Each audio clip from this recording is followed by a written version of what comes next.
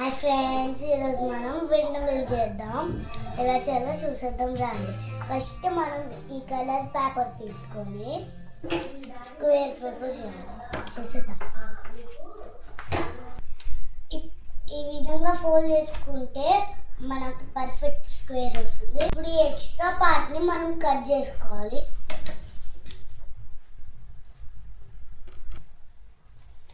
ఇప్పుడు కట్ చేసుకున్న తర్వాత పర్ఫెక్ట్ స్క్వేర్ వచ్చింది కదా. మళ్ళీ ఇప్పుడు ఇటు నుంచి ఇటు మళ్ళీ ఫోల్డ్ చేసుకోవాలి.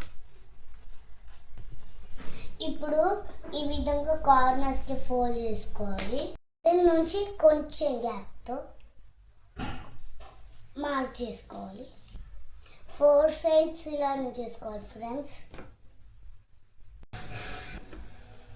ఈ విధంగా మార్క్ చేసుకున్న తర్వాత డాట్ ఎక్కడి వరకు పెట్టామో మనం అక్కడి వరకు సిజర్తో కట్ చేసుకోవాలి ఫ్రెండ్స్.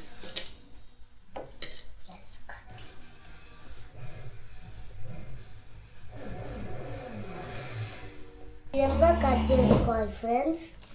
తర్వాత ఇట్లా ఫోల్డ్ చేసుకోవాలి. ఇలా ఫోల్డ్ చేసుకున్న తర్వాత ఫెవిస్టిక్తో స్టిక్ చేసుకోవాలి.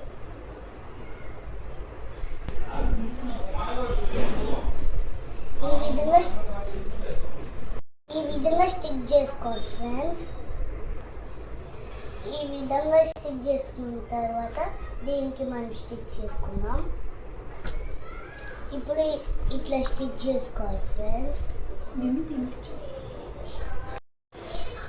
ఇప్పుడు స్టిక్ చేయాలి.